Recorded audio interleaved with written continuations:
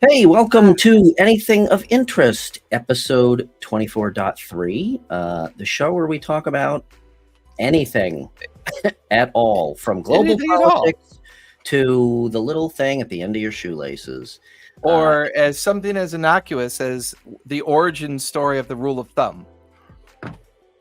Is that what we're talking about tonight? Oh, well, it's going to kind of The rule of interlead thumb. or pivot Okay, I us, like that. I never thought pivot of it. us See? into that idea. I spend an See, inordinate... Yeah. That interests me, and that's what we do on the show. If there's Yep. any interest to it, then that's what we're going to talk about. So, I spend an welcome. inordinate amount of time watching historical shows. Love them. Some of my favorites.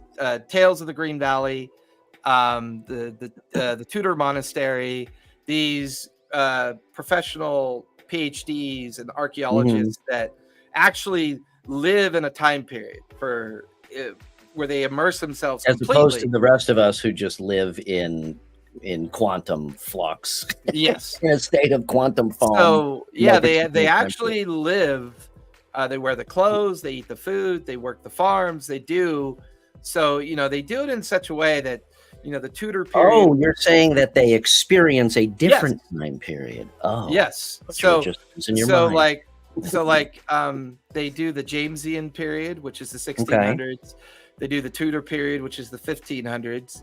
They do the Victorian period, which is the late 1700s, and then they do the Edwardian period, which is the 1800s, and then they do the period of steam, which is compared to one of the most revolutionary things that happened to human existence, comparing it to like the Gutenberg press, as well as the eventual invention of the internet, how it altered so many different lives. So is this part of the topic? Is this the lead into the topic? Correct. It is. Oh, yeah. Okay. You're jumping right in. So hold on one second. Hold that thought. Yeah. So anyway, thank you for joining us.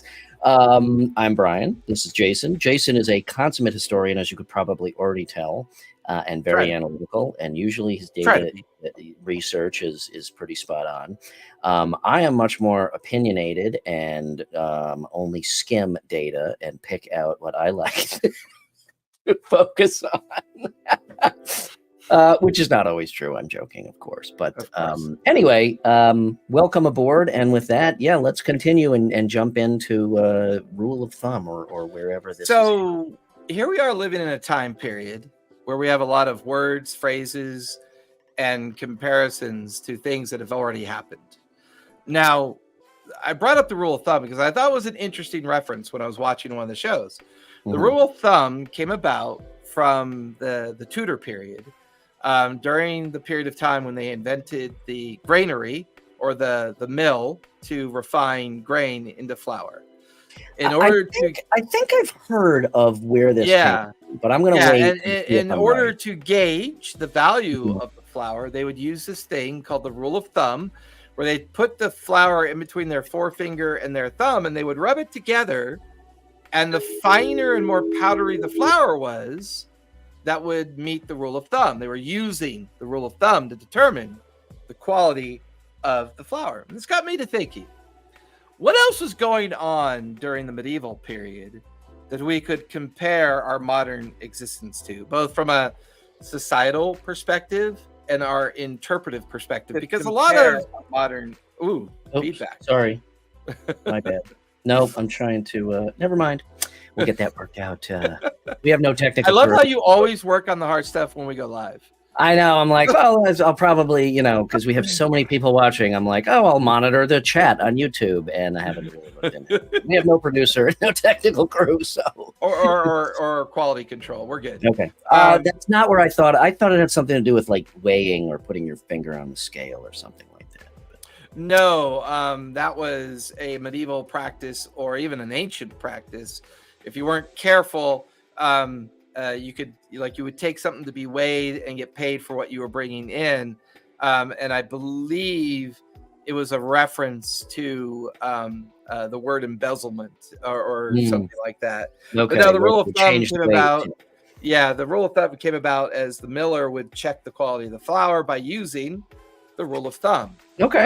Interesting. Which just transcended into this idea.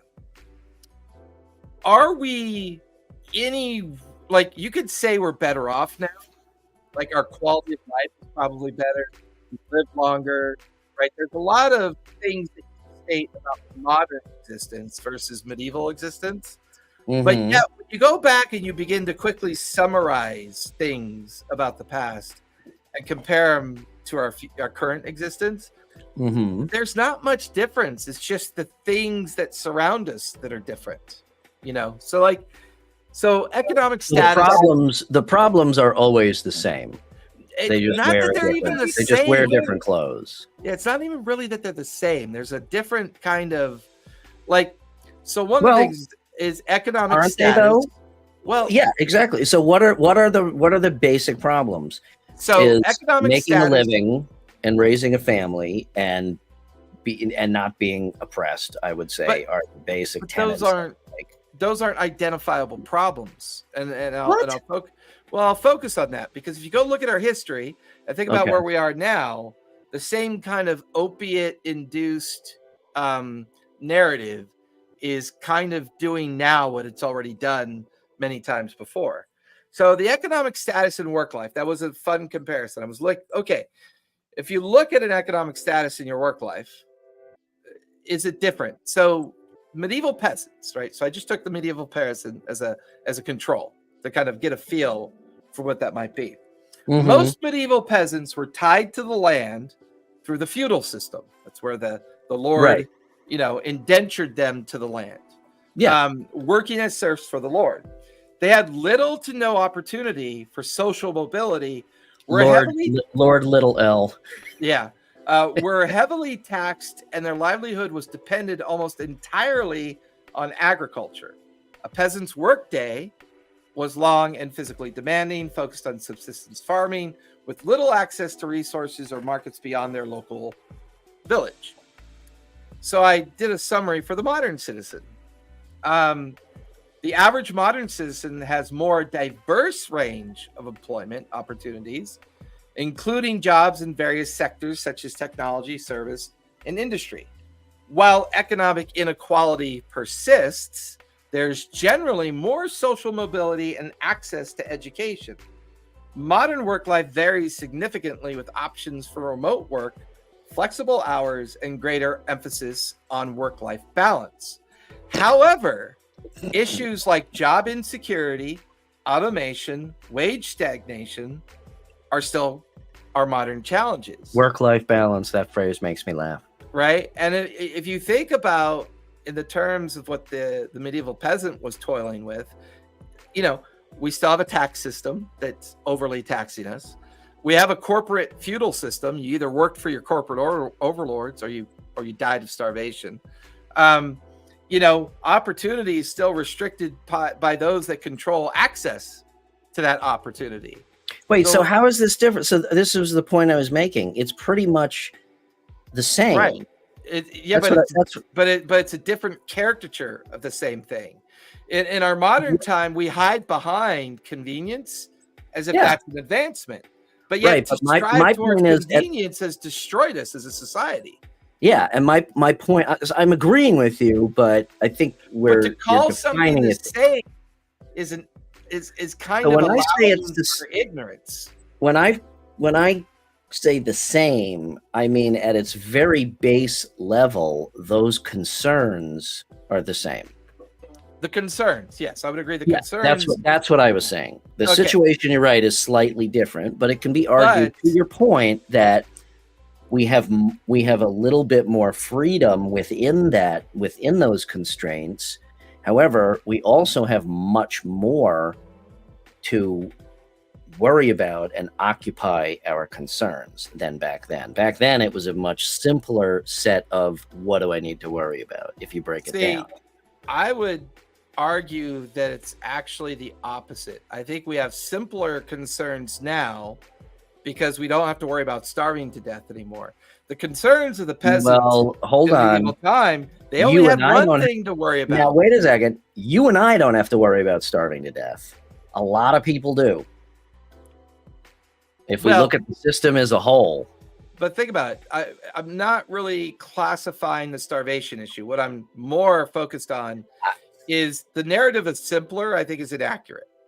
I think peasant life was far more complex because to everybody was subsistence living, meaning that everybody was suffering equally, which meant that you had to be very creative to augment against that suffering while navigating somebody who had the right to kill you or throw you off his land, right? So that was very complex back then because you had virtually no opportunity. I'm going to disagree because nowadays, yes, life is generally simpler, but in making it simpler, we have made it harder to deal with mentally. Yeah, but that's not complexity. That's harder to deal with. Well, but it is. I would argue that it is, because now it's not just, am I working? Am I getting paid? Now it is, am I investing right? Am I going to lose money here? What is the market doing? What is my government doing? What is the world's government doing? How am I interacting with the internet? I think I got to worry about. You have way much more faith in the average person's thought process. I would gather what you're describing is about 8% of the wheelhouse of most people. Okay, I disagree, but fairish point. But that doesn't. But you know what I'm saying? It's like, I just don't think people think about these things. They only think about convenience, and our narcissistic society is more focused on the self. Well, maybe I do give people too much credit, and I when I make a statement like that, I refer to the group of people that still have a fucking brain in their head. But then, which you're right, is probably about around the 8%. Yeah.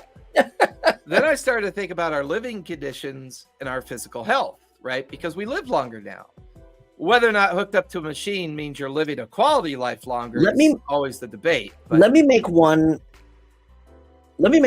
differentiation. Okay. When you talk about what you're talking about,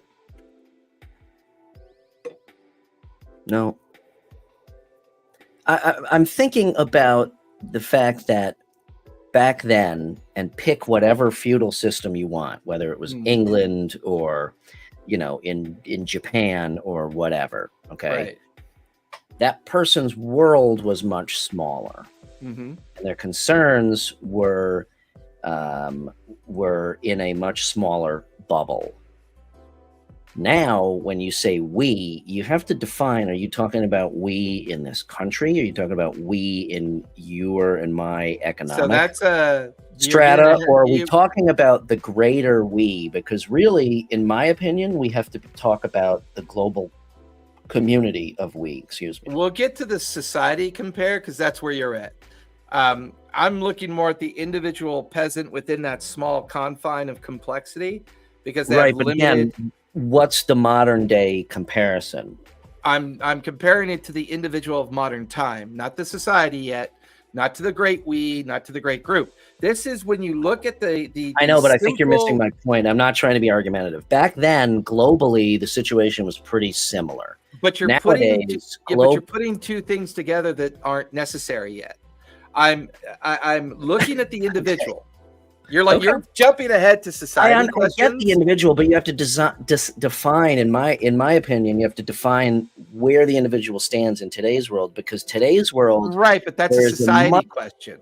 I know, but back then society was much more homogeneous. That's still a separate society question because we're not comparing societies; we're comparing the individual, right? I don't think that you can make. Well, you have to, because that's the only way you can get to an analytic that sterilizes the data in such a way that you start looking for those nuances of similarity that then produce the overall picture of everything. Okay, so you're basically saying that you have to average the situation, all of the strata in today's world, and you have to average it down. Okay. Correct. Like if you don't look at all the parts, you only ever see the whole. And without seeing those parts first, I would argue that's why we're in this disaster that we're in right now, because we no longer look at the parts. We only ever interact with the whole. And here's a good example. So living conditions and health, right? So the medieval peasant living conditions were harsh. Peasants typically residing in small, overcrowded cottages made of wood, mud, and thatch. Sanitation was poor, leading to widespread disease and high infant mortality rate. Medical knowledge was rudimentary, and access to healthcare was minimal, right? The modern citizen. Modern citizens generally enjoy better living conditions with access to advanced healthcare, sanitation, and housing. Life expectancy has increased significantly due to medical advancements, vaccinations, better nutrition. However, modern health issues such as chronic diseases, mental health struggles, and lifestyle-related illnesses are more prevalent than during the peasant period of time. Then we jump into rights and freedoms. Medieval peasants had very few rights and were subject to authority of their lord and their local nobility. They had no say in governance, and could be heavily punished for dissent. Their mobility was restricted, and many were legally bound to the land that they worked. Modern citizens generally have more legal rights and freedoms, including the right to vote, freedom of speech, and the ability to move freely. They have access to legal systems for protection against abuses and can participate in civic life through voting, activism, and public discourse. However, these rights vary globally, and political disenfranchisement and authoritarianism still exist in some regions, right? So you have these ideas of, after 500 years, have we really gotten that much better at these basics? Like, you can't go anywhere without a passport. You can't drive without a driver's license. You may vote in a state election, but when you vote in that state election, your vote doesn't actually count for the votes for the president. They only count towards the president if that state agrees to vote their electoral college to that president. So you could get a quorum of 8 or 9 people who say, oh yeah, the state voted for this person, but we're actually going to cast our votes, our electoral votes, for this other person. So how does this not that freedom? Where's that freedom? So how does this not support my claim that it hasn't gotten better, and if anything, it's gotten worse from a standpoint? I don't think it's gotten worse. I think it just never has changed. Okay. Well, I think the dialogue is that we dilute ourselves with this feeling that things have gotten better. We dilute ourselves with the idea that change means things have gotten better. And I think that's what leads to this toxic narrative with the MAGA people, that all change is bad, right? They just think any change is bad. You know, it's like, I just want my TV. I want my shows. I want my Pontiac DeVille. I want my 1955 house. You know, I want things to stay the same. I want to put a hood on a car for generations of work, right? I did it. My grandfather did it. My great-grandfather did it. My grandson's going to do it. My son's going to do it. Why bother with change when everything's good now? And these are the same disparities that we keep churning over and over. And I'm going to jump to the social structure question and the community and social support, because that lends the majority of the credence to the argument of the delusion of betterment, like the delusion of progress, is nothing more than the change of scenery. Like, it's just, the scenery's changed.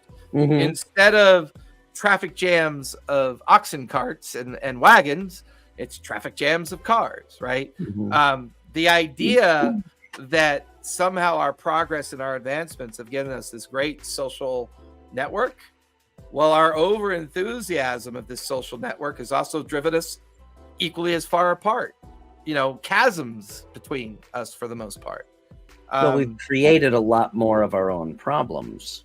There's more things to worry about. But to your point, I think they're the same problems. I don't think there's any real difference in the problems. All we've done is created a delusion that things are better when actually they're not really better. They've never been better. Yeah, like I said, I think we're coming to the same. We've come to the same conclusion. Well, you keep saying worse. You felt things even feel worse than before. Like, you said that a couple times. And that's a very nostalgic perspective. Like, a lot of people, they think of simpler times, better times, I remember when these things were better. I remember I'd sit at the table and eat my member berries. And, I think I do fall into that, and we've talked about this before. I the think disease of nostalgia. It was yeah, actually a disease in the 60s. It was an and actual diagnosis. I do have also this sense of nostalgia, and obviously that is a lens that is not always accurate. So I guess I can't argue it. There are times where yeah, I'll argue that it's worse, that we're worse off, or at best it's the same. So yeah, it's just different architecture, different details, different, instead of millions of people dying of disease, you have millions of people dying of obesity. Instead of, what I mean? It's like, it's still that same human enigma that is so difficult to try to crack. And you touched upon it, and I'm not sure. I know we're just, this is open forum, and we're just kind of seeing where the conversation. We call that spitballing, brainstorm spitball. Yeah, and we're just going to see where the conversation goes. But you touched upon, the factors of, even despite whether you think it's the same or worse or whatever. I mean, we both agree that it's certainly not necessarily better, at that base level, but you did, certain things, certain aspects of it are better. Like, it's easier. There's more mobility within your strata, to a point. Yeah. Healthcare, obviously, lifespan and all that jazz. And the really disappointing thing that I've always thought, it hinges upon that. With where we have reached, where we are with technology and healthcare and energy and everything, everybody on this planet could, and this is a big, gigantic question, quote marks, could live comfortably. They could have food, they could have a house, they could have clothing, they could live the way they want to, if we just stopped acting like fucking infants and toddlers. I don't think that'll ever happen. I think, unfortunately, I don't either. I not in our lifetime. Historical strata that tells us that humans, as we are now, we're just hell-bent on our own destruction. Well, it's not even about own destruction. I'm actually arguing the point that until we become a new evolution of something, we're both genetically and emotionally and physically incapable of meeting that final kind of utopian I agree idea. with you. Whether that means we destroy ourselves either accidentally or through the manuals of nature. When you think about it that way, and we're delving into, I've always found the topic of evolutionary biology very interesting, because when you look at society, and when I say society, I mean global society, our species, and even beyond that, when you look at the Earth, it is a system. Okay, everything affects everything else, both from ants to people to the internet to natural disasters. Well, now you're just getting deep. Well, you have to. And if you look at what evolutionary biology does is it takes the emotional equation out, because nature doesn't give a fuck about our emotions. Right. Okay. And, to your point about evolving, that we need to evolve before we can get past this destructive stage that we're in, until we can take that emotion out. And I'm not saying that we all need to, fucking become AI or shit like that. I don't mean devoid ourselves of emotion, but until we can look at the system as a whole without that emotional aspect, we're never going to get there.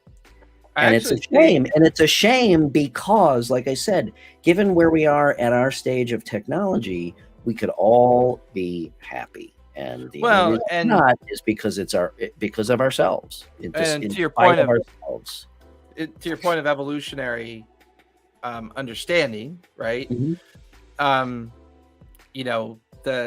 We are by far the least developed species in the overall timeline of the world, right? I mean, even if you're generous enough to go into the studies and to go look at the books, and let's say we're 250,000 years old, right, as a species. Some say, we started more 50,000 years ago. If you look at Neanderthal and some of the other kind of coexisting human species before Homo sapien ascended, we still don't know what that missing link looks like, although we keep thinking we get closer to it. We're a drop in the bucket when it comes to the time scale. The Jurassic period alone is like 100 plus million years of evolution. No, you're right. You could argue that our evolution includes all of that. We evolved. I don't think it does at all. That's the humans' evolution is a very specific timeline, like where we came from, how we became, and what we've become. Okay, so you're talking basically modern humans, and by modern human I mean Homo sapien. Yes, yeah. No, you're right. And but more important than the time frame, I think, is that we are the only species on the planet that has the capability of changing the course of our own evolution. Yes. No other species has that ability, that capability. Brings us to an interesting conversation about genetic manipulation. Now, I'm a huge fan of the idea of becoming I'm a huge fan of the idea of becoming an interplanetary species, which is an evolutionary step, right? But we are not. If we don't, we are definitely going to die eventually, sooner than later. Well, if we don't do that, then we run into some other challenges because the climate change factor is a natural factor that doesn't care about us. Nature only knows that it needs to shift along with what it's working with, and it's going to come to its own conclusion, whether we want to or not. We already know large comets and meteors have struck the Earth, ending periods of life cycle development and starting new periods of life cycle development. But when you're a species that lives within a bracket of an average of 80 years, it's very hard to dig into those thousand year timelines. And those we're just really lucky that when one of those meteors hit the Earth, that it didn't crash through the plane of the planet to the other side and break the flatness apart. Well, there's a flat earthers, but I don't know how many times in the past 20 years, since we've become fucking dumber and dumber, and now I'm starting to slide into the political, the whole thing. Nothing specific tonight, just the overall. But I've used over and over and over again. If you haven't seen the movie Idiocracy, and I don't know who the hell is left that hasn't yet. Not a movie; it's a documentary. It is 100% a fucking documentary. There was a point in time, and I believe it was right around 2016, maybe 2017, where it went from entertainment to a historical documentary. Yeah, we're a precognitive. The idea of what we need to become in order to become an interplanetary species, right? We have to become either super resistant or eventually immune to radiation poisoning. We know this to be a constant threat in interplanetary travel.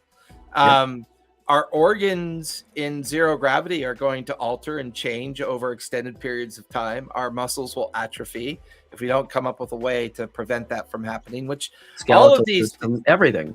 Right. So the only way that you could really pull this off is if you actually begin to genetically manipulate our cell structure, our genetics as a whole. It depends on your time frame. For this conversation, what we're talking about, yes, I agree with you. If time is not a factor, then we just start moving into space stations and this and that, and slowly, and over the course of 1 million years, guess what? Now our bodies are built to live in 0G. But we're not built to do that. We're built to recognize our problem and solve the problem as fast as we can. Absolutely. So you start creating. I always like. So one thing, I agree with you 100%. I just always like to lay out both, all different perspectives of an argument. That's fair, but I don't know if we could survive that other alternative. I don't think we have the ability for evolutionary conditions to be the sole provider. Not at the rate that we are progressing. Right. No, I agree. I agree with you. I mean, there's already we've already like destroyed one particular trope. And for the trope of the 70s and 80s, I mean, if you go back and look at that excellent movie called Soylent Green that was made in the 70s, they were tackling a subject matter that everyone thought was ridiculous and silly. There's no way that the population was going to get to that until you get into 2020 and you're like, holy shit. But now, because we were over exuberant, and now that lifestyles cost so much and resources have become more limited, less and less people are having families. Yeah. So now they're taking that data and stringing it out into the future and realizing by 2050, global population will not only have stabilized, it will have begun to shrink. And you know what the often ignored, just one particular often ignored aspect of that is, the short-sighted reaction to that, which is not necessarily negative, is, well, good, then it'll be less of a tax on the ecosystem, which is true. The long game of that is, well, then we're going to have less and less. There will be a smaller percentage of people who are born that have groundbreaking ideas in science or in literature or in whatever. So there's, and that's one thing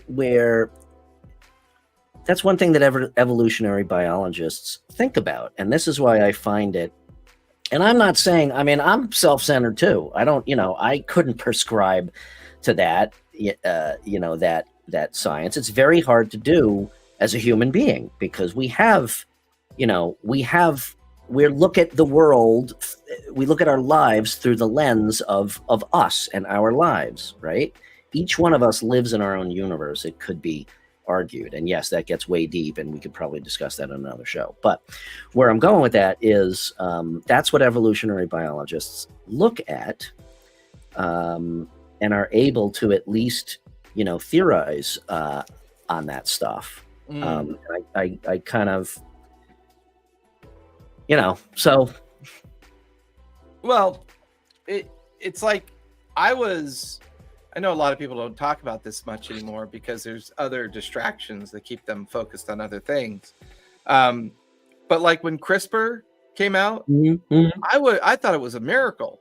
They had defined the entire genome, like everything, right? And what that meant is they could feed it information to figure out vaccines and viruses and all these things that, to me, that was like the most, that is just an amazing piece of science that they were able to do that. And now they have the necessary toolbox to clip away at the genetic codes around cancer and other ailments that have been plaguing human existence, not only humans, but interestingly enough, if no one knew this, but many years ago, they were pulling fossilized bones out of the ground and finding tumors on the bones, like finding, cancer's been around since the dinosaur times. I saw this movie. It was called Jurassic Park. No, I can't remember. They made a dinosaur and then it ate everybody. I can't remember the name of the documentary, but it was like a medical research piece where they were going back through the timeline to see how old certain diseases were and how many of them kind of like evolved into diseases because we evolved alongside them. But kind of like the idea that cockroaches are ancient, hundreds of millions of years old. Alligators are the lone surviving dinosaurs, of their time. Sharks are sharks are very old. Yeah, very, very old. For 10 million years. Yeah, and the idea that you have this disease that we're contending with, this cancer, has been around for hundreds of millions of years. Now, see, this illustrates my point. And I hate to say it, but I've become cynical as shit. I try I fancy myself as an optimist, and I think really deep down in my heart I am. But day to day, it's hard to delve that deep sometimes. Your optimism allows you to accept your cynicism. I'll accept that. No, seriously. That's actually really like that, doesn't it? I actually really like that statement. But on a day-to-day basis, I'm a cynic. And as soon as you said the CRISPR thing, what went through my head is, it was awesome until we fucking abuse it, because we do that with everything, and we create, Brendel-fly or fucking Planet of the Apes or some shit, and we, and that kills us, just like with AI. Terminator. These fucking, just like you said, Soylent Green. People laughed at it, like, how could that ever happen? Same thing with Terminator. How could that ever happen? Right. Guess fucking what? Well, we're not that far off. And I know that's my point. We just can't stop to think. We don't. Because we live such a short time. Yeah. And are able to now understand the longer picture, okay? But because we live in such a short span of that time, it's very difficult for human beings to think about the long term, because it doesn't affect me. Why would I do something now that is going to affect people 500 years from now for the better? Yeah, when I'm worried about finding food or clean water or exactly establishing my ability to keep my family unit alive for the next So what do you think the first thing, cancer research and eradicating cancer might be the first thing that comes out of the genetic code, but soon to follow, or in parallel to, somebody will fucking abuse the shit out of it. And then we get movies like Gattaca, or we get, well, and we had kind of already seen some of that, because they're experimenting with a lot of that in the animal world. They're gene splicing so that dogs will have blue hair. They're gene splicing so the scales of a fish are an unnatural color or pigment to kind of match what the buyer of that pet is looking for. So along those lines, here's a good example. Like, let's just say pugs, okay? Extremely popular breed of dogs. They were genetically engineered to fucking look like that. And I've never ever met a pug or an owner that has a pug that doesn't deal with constant health issues. The dogs can't respiratory. They can't breathe if it's above 50 degrees. They can't walk more than a block and a half.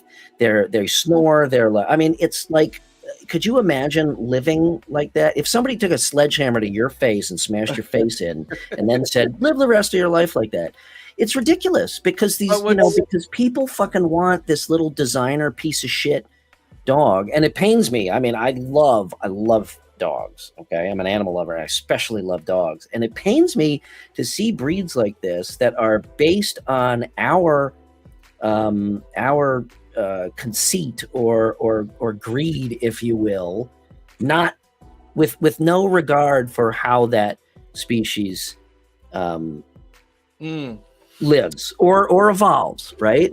And again, here's the cynic in me. You take that to the next level, and it's like, oh, let's genetically engineer, bugs to eat mosquitoes. Well, guess what? You just created a fucking zombie disease spreading bug, and we're like, oh my God, how could we have seen this happening? You know what I'm saying? Yeah. It's like, we're just fucking stupid. There was a really interesting story on NPR that I was listening to, and I used the word interesting on purpose, because it really was interesting.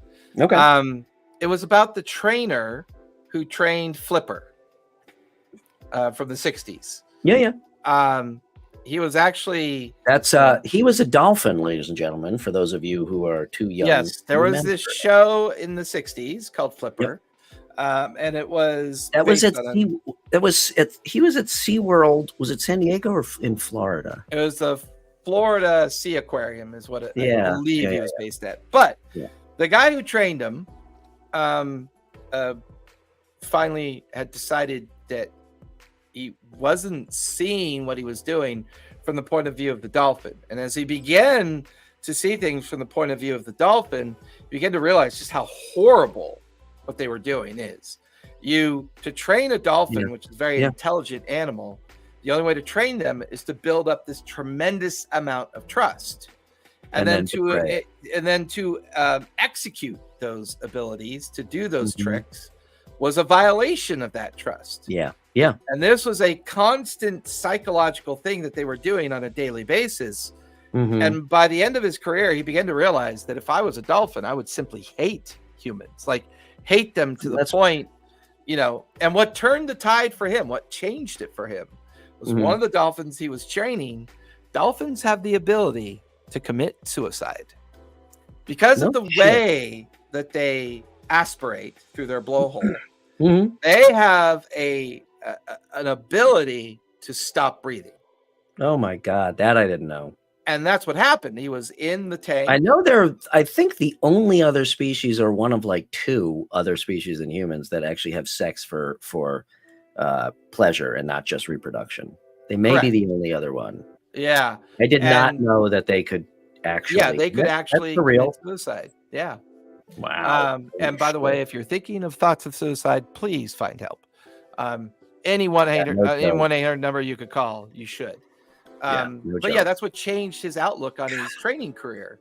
Is he was like, my God, these are creatures that are so smart. They recognize that they're miserable and they hate their life to the point that happened. And ever since then, to a much lesser degree, because we're dealing with different intelligence levels. That's my point with the pug.